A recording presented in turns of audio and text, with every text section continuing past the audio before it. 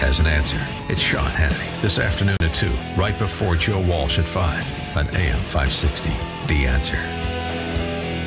Top of the morning, Dan and Shaun from Elmwood Park in for Amy J this morning. And over the weekend, Shaun, we talked about it yesterday with Chicago Tribune's John Cass. 60 shot, 6 dead. Another weekend of carnage has come and gone in Chicago. Police Superintendent Eddie Johnson addressed the press on the topic yesterday with the customary response for a customary weekend in Chicago. But the truth is, and I know you all are tired of hearing me say it, but as long as we fail to create repercussions for carrying and using illegal guns, or more importantly, hold repeat violent offenders accountable for their actions, we're simply going to continue to have these discussions on Monday mornings. He added that it doesn't take a rocket scientist to figure that out. We're not splitting the atom. If people don't give us the information we need and our judicial partners don't hold them accountable, would you stop if that's what you wanted to do? You know, it's ridiculous. Well, if he was running for mayor, he could do the rinse and repeat. We just need more funds. So Right. Those are the two arguments. Guns and funds. Guns and funds. How's that for a T-shirt? Uh, Let's ask the economics professor. For more on this topic, we're pleased to be joined by His Eminence, Walter Williams, nationally syndicated columnist, professor of economics for many moons at George Mason University, one of the great intellects in academia of our time, really. Professor Williams, thanks for joining us again. Appreciate it. Well, good morning, and thank you for inviting me. You, in response to the violence over Lollapalooza weekend here, where there were 13 or 14 murdered and more than 70 shot, that galvanized you to write a piece about Chicago violence. And your review of the violence endemic to Chicago was what? Well, I think that it's tragic, and matter of fact, it's just Chicago that has the large amount, but there's a huge murder and gunshots, shooting in many of our major cities, and given the status quo, I'm not very optimistic. Just what can be done about it?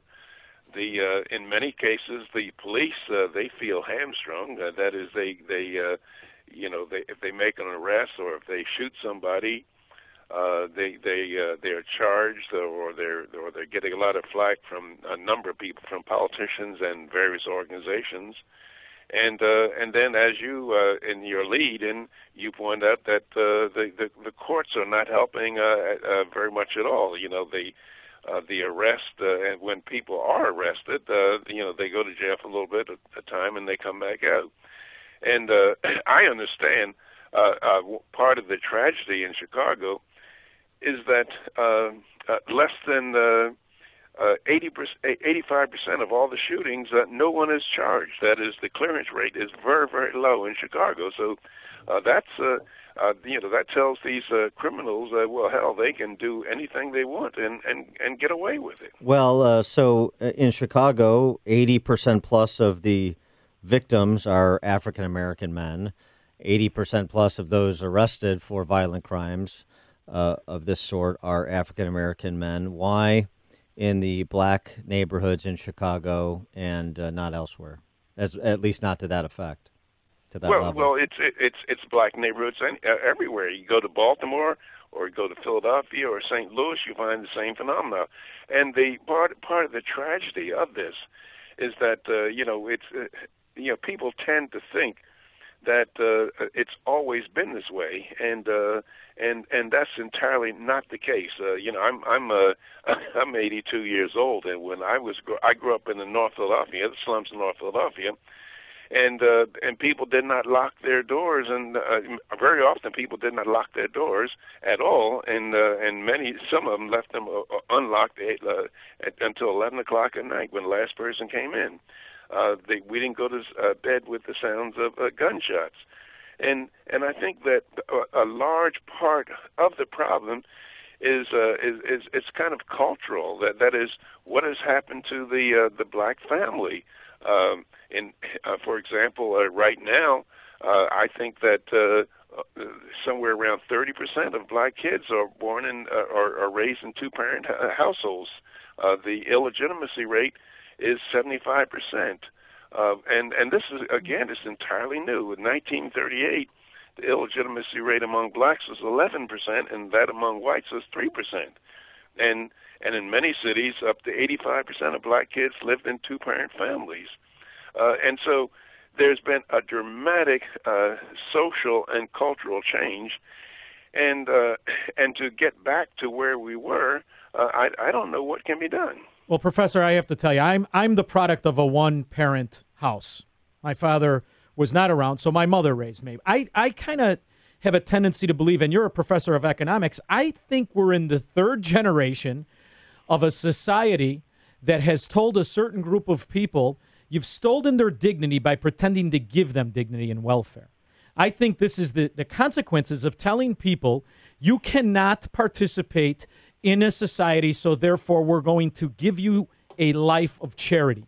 And what happens, I think, through the human person from being told that is they start to believe it. And this is the product of them not having any value of their own life.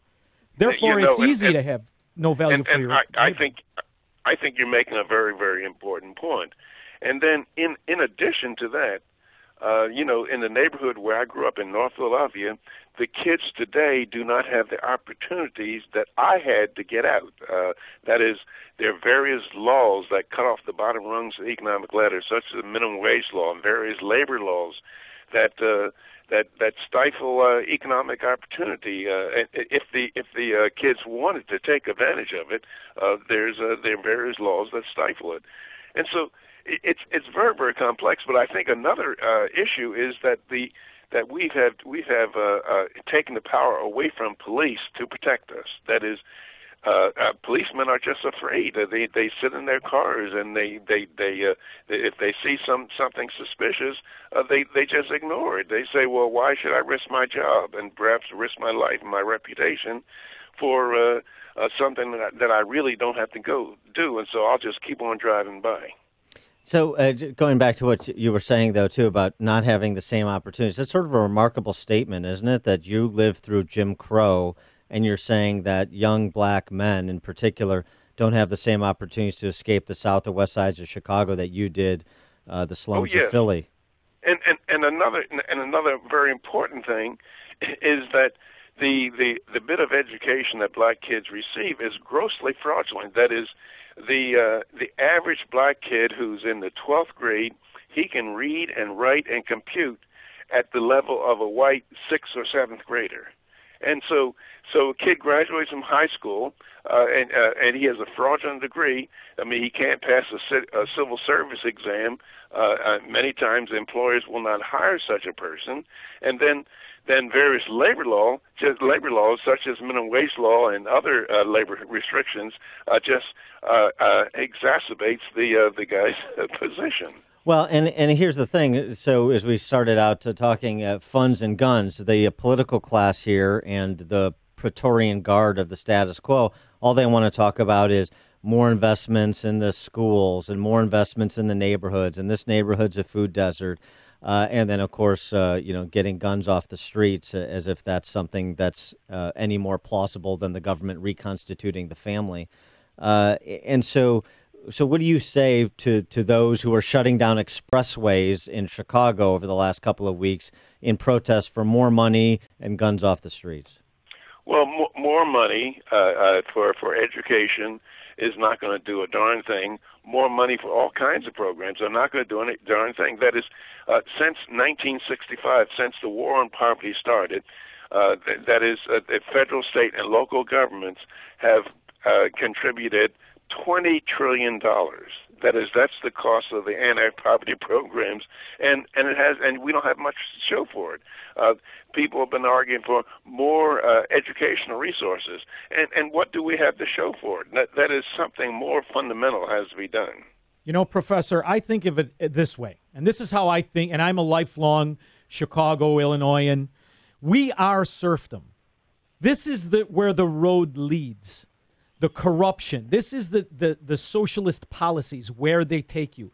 The rinse and the repeat excuses. The Keynesian funding, tax benefits to your chosen businesses and people. So I look at it this way.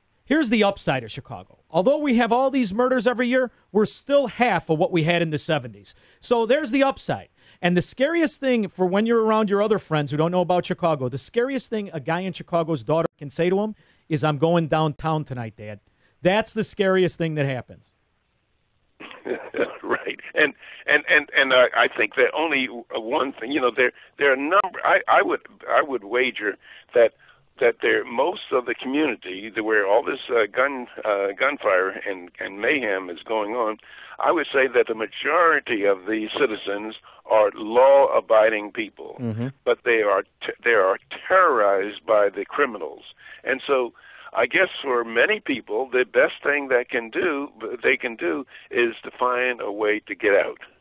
He is Professor Walter Williams, Professor of Economics at George Mason University, nationally syndicated columnist. Professor Williams, thanks as always for joining us. Appreciate it. And thank you. And he joined us on the turnkey.pro answer line.